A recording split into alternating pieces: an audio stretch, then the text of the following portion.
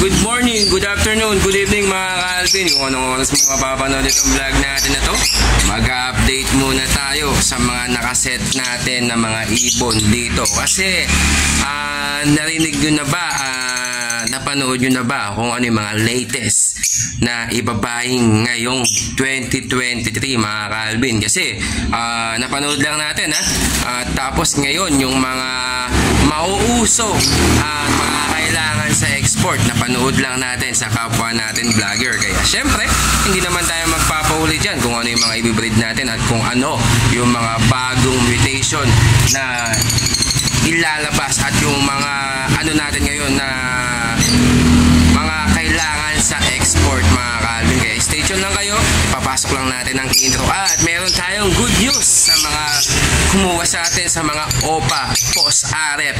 Merong isa or dalawa na nakapag-breed na ng Red Factor mga ka-Alvin.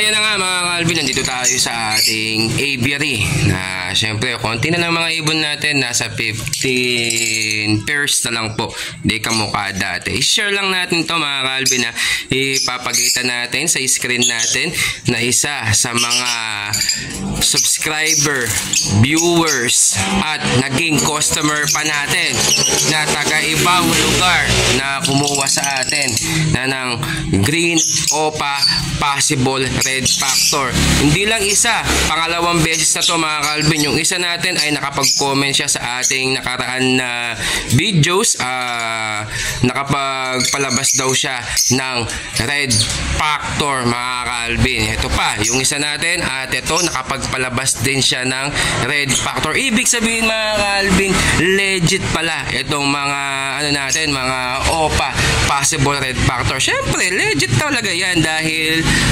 breeder po sila ng mga Red Factor. Kaya sa mga nakakuha sa atin, tingnan nyo si Sir Manalastas, nakalimutan ko yung pangalan niya mga Alvin, basta tanda ko lang yung apelido niya na si Sir Manalastas. Almost 1 year up daw siya naghintay. Halos mga OPA lang yung mga linalabas na mga possible Red Factor niya. Ibig sabihin ay Red Factor line po yun mga ka-Alvin pag hindi pa po sila nakapagpalabas ng Red Factor. Almost 1 year and up, sinundan niya yung sinabi ko sa kanya kasi update siya ng update sa akin. Idol, ba hindi naglalabas? Hintayin mo lang idol kasi hindi naman basta-basta makapagpalabas ng Red Factor. Kasi ako nga, nakapagpalabas tayo, 2 agad. Pero kinain ni Langgam, malaki na sila. Hindi na ipapakita natin dyan. Ito nga yung mga breeder natin, ayan yun na mga post-AREP natin, pero namatayan pa tayo. Pero hanggang ngayon wala pa rin silang linalabas. Hindi ko pa rin sila dinideclare na split Red Factor dahil gusto ko makapagpabuhay tayo ng Red Factor.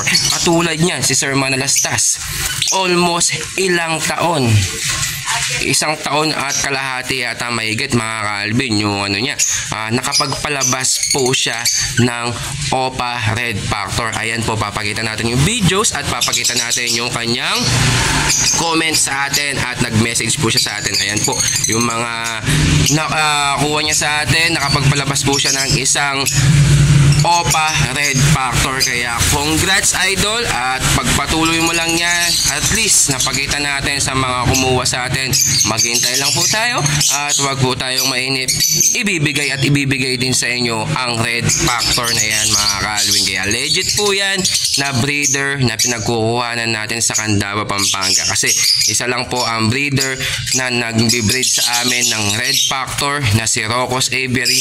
Yung mga paanak niya dati na nakuha ng mga tao sa Candaba, Pampanga. Ayan po ang kwento doon mga ka-Alvin. Kaya marami pong mga breeder sa Candaba, Pampanga na kumuha ng mga painakay ni Sir Rocos Aviary na linyada po nila. Kaya legit na legit po yung mga ibon na pinagkuhanan nila mga ka-Alvin. Ito, update natin.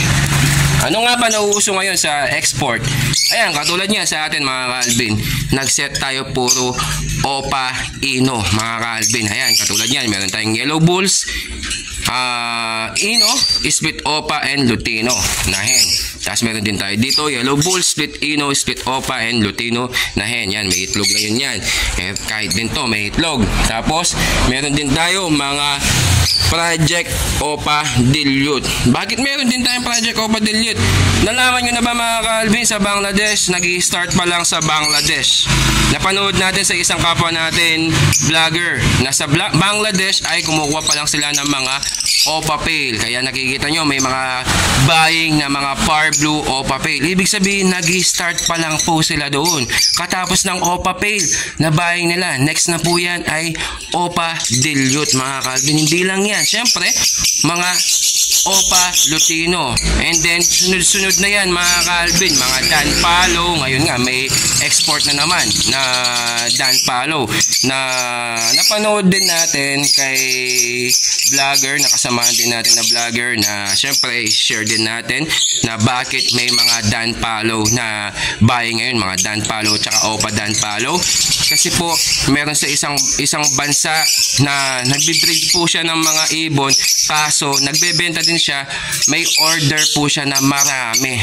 Parang ginagawa niya ay nagba-buy and sell din po siya. Kukuha siya ng maraming ibon dito sa Pilipinas at ipapadala po doon sa order niyang mga ibon mga ka-Alvin. Kasi syempre hindi naman basta-basta nakakapagpalabas ka ng mga Opa Dan Palo na mabilisan, kaya kailangan kukuha siya sa Pilipinas dahil medyo mura ang mga ibon dito sa atin. Kaya syempre ganun po ang nangyayari na syempre may buying ngayon ng mga Opa Dan Palo at Dan Palo. Kung gusto niyo yung presyo, nasa 20k yata sa mga Opa Dan Palo na buying. Syempre mga ka-idol, di natin alam kung magkano presyo ng exporter doon mga ka-Alvin. Tapos sa mga green, 15 to 17 yata mga ka-Alvin yung naano natin sa mga ahente po yan ha. Syempre kaya ganyan yung presyo nila. Syempre pagod din yan, kukunin sa inyo, magpapagas, may merienda, o syempre yung tubo na ano nila, para sa kanila po yun mga ka-Alvin. Kaya yan, sineshare ko po sa inyo para alam po ninyo mga ka-Alvin. Kaya yan, nakikita nyo, ayan may Project Opa Dan tayo dito mga ka-Alvin, mga Opa Ino at mga Red Factor Possible Dilute. Ayan po yung mga nakaset po natin sa ngayon mga ka-Alvin. Kaya para sa atin, sa mga nag-iibon at nawawalan ng gana, huwag po kayo mawalan ng gana kasi minsan ay sumusulpot po talaga yan na biglang hihina po ang industriya ng ibon. Pero kami, hindi po kami magsasawa na mag-breed at gagawing hobby kasi darating ang araw talagang hindi mo alam kung ano yung mga umiikot na mga ibon. Katulad yan, yung mga ino, hindi po sila nagbabago at nandyan pa rin sila sa export. Katulad ng Crimino Opa, Crimino, Lutino Opa, yan, may mga buying po yan ngayon sa mga export. Kaya yan po mga ka-Alvin, at least na update ko po kayo sa mga ibon natin dito mga ka-Alvin. Ayoko nang buksan dahil mga iba may mga itlog para hindi po sila ma-stress or maano yung mga ibon, mga itlog po nila mga ka-Alvin, para at least updated po kayo sa mga ibon natin na mga breed po ngayon mga ka-Alvin. Kaya maraming salamat.